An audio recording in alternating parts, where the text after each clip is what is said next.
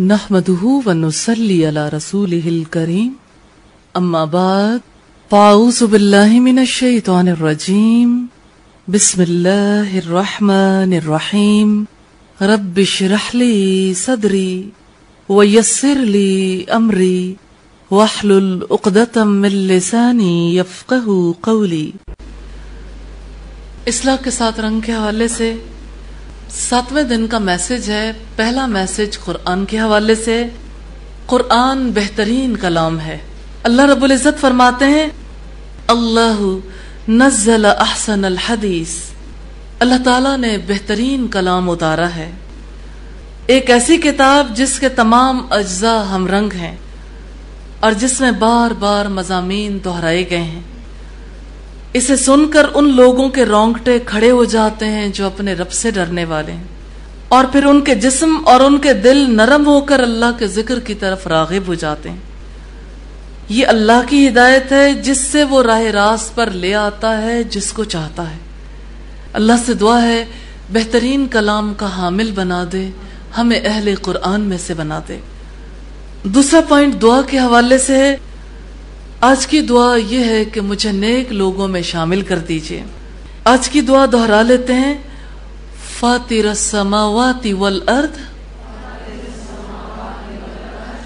अंत वलिय्यी फिद दुनिया वल आखिरा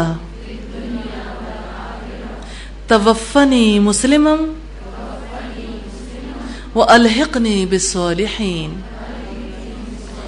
हज़रत यूसुफ अलैहिस्सलाम की दुआ है, ए मेरे रब तूने मुझे हुकूमत बख्शी और मुझको बातों की तह तक पहुंचना सिखाया। यहाँ से बात शुरू होती है, जमीन और आसमान के बनाने वाले तू ही दुनिया और आखिरत में मेरा सरपरस्त है।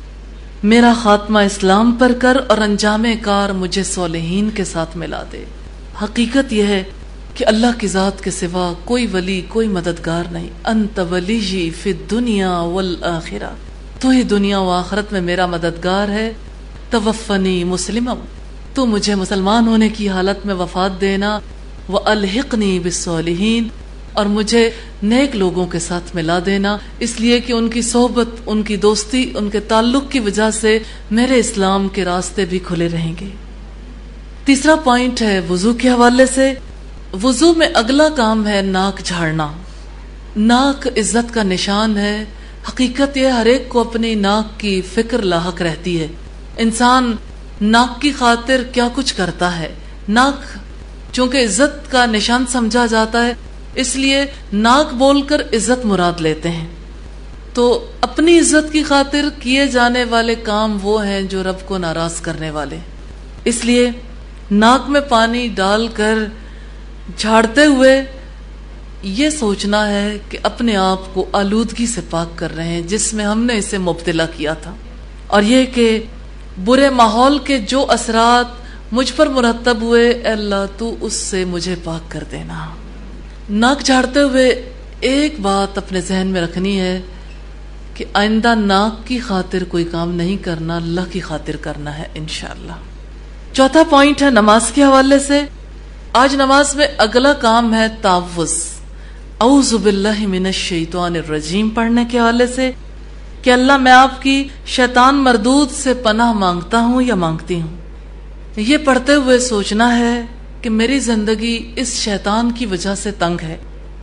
इसने अपने वसवसों से मुझे तकलीफ में मुब्तला कर रखा है और तेरे सिवा मेरे लिए कोई पनाहगाह नहीं। आप ही मुझे अपनी पनाह में ले लीजिए। जिससे पनाह मांगनी है उससे यानी शैतान से नफरत भी करनी है, इसलिए कि नफरत दुश्मन से की जाती है। जब शैतान से कोई दुश्मनी महसूस नहीं करता, नफरत भी नहीं करता, तो नफरत का इजहार करना है कि अल्लाह उस शैतान ने जिसे तूने धुतकारा वो है ही धुतकारने के लायक, उसे मुझसे दूर कर दे और मुझको अपने दामन रहमत में पनाह दे दे।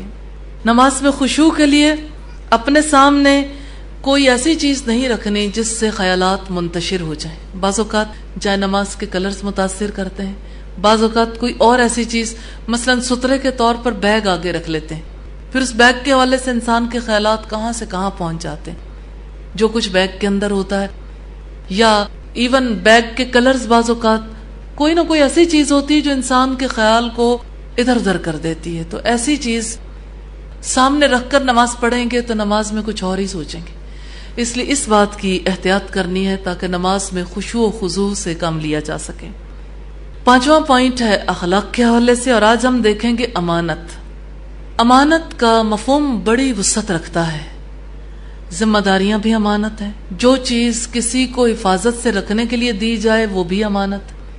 اس لحاظ سے اگر آپ دیکھیں تو مال بھی امانت کے طور پر رکھوایا جاتا ہے، اور جیسے ہماری اولاد ہے وہ بھی ہمارے پاس امانت ہے، کیونکہ اللہ نے انہیں ہماری کسٹڈی میں، ہماری نگرانی میں دیا ہے.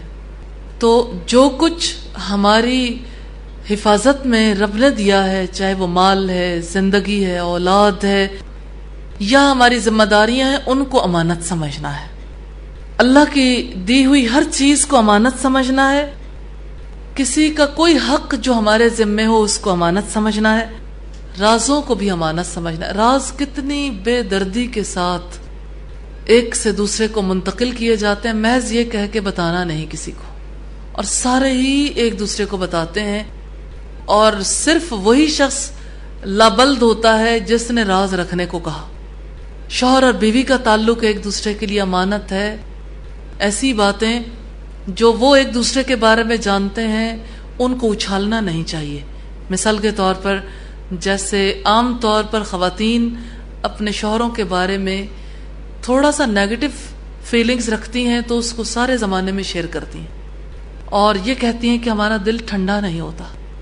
حقیقت یہ ہے کہ دل ٹھنڈا کرنے والا معاملہ نہیں، دل کو اور زیادہ گرم کرنے والا معاملہ ہے، اور اللہ کے یہاں بہت زیادہ پکڑ کا حامل ہے. اللہ تعالیٰ نے امانت والوں کی تعریف کی ہے اپنی کتاب میں. سورہ المومنون میں فرمایا والذین ہم لاماناتہم وعہدہم راعون. وہ مومن فلاح پا گئے جو اپنی امانتوں اور عہد سے خبردار ہیں. انفاق فی سبیل اللہ کی بات دیکھیں گے. اللہ تعالیٰ ہر انسان کو اس کی نیت کے مطابق بڑھا چڑھا کر عطا کرتے ہیں. اللہ رب العزت ارشاد فرماتے ہیں جو لوگ اپنے مال اللہ کی راہ میں خرچ کرتے ہیں ان کی مثال ایک دانے کی سی ہے جو 7 سٹے اگائے، ہر سٹے میں 100 دانے ہوں، اور اللہ جس کے لیے چاہتا ہے کئی گنا بڑھاتا ہے. اللہ تعالیٰ وسعت والا، جاننے والا ہے. کتنی نفع مند تجارت ہے کہ ایک دیں اور 700 لیں. دنیا میں کہیں اس نوعیت کا بزنس نہیں ہوتا. تو اللہ تعالیٰ نے اس آیت کے توسط سے احساس دلایا ہے کہ جو تم خالص نیت سے خرچ کرو گے دنیا میں بھی اس کا بدل پاؤ گے، اور آخرت میں اجر تو محفوظ ہی ہے. اس لیے اللہ کی راہ میں دل کھول کر خرچ کرنا ہے. انشاءاللہ آج کیا کریں؟ اللہ کی نظروں میں بہترین بننے کے لیے اس کے بہترین کلام قرآن حکیم کو اپنی زندگی میں شامل کرنا ہے. انشاءاللہ دوسروں کے حقوق کی ادائیگی امانت سمجھ کر کرنی ہے.